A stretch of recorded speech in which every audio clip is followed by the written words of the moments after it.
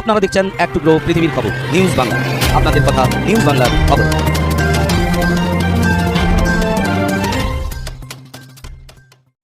পশ্চিমবাংলার মুর্শিদাবাদ জেলার রঘুনাথগঞ্জ শহরে বিভিন্ন প্রান্তের রাস্তার ধারে মহরম উপলক্ষে মন্দির কমিটিগুলিকে পুলিশ এসে জানিয়ে দেয় টিপল দিয়ে ঢাকা দিতে।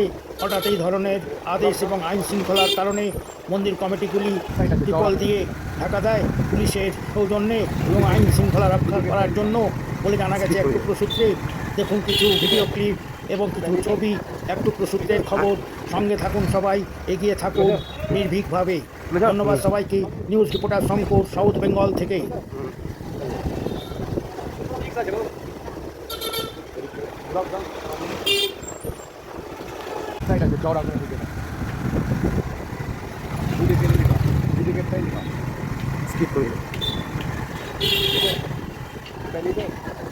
আপনারা দেখছেন এক টুকরো পৃথিবীর খবর নিউজ বাংলা।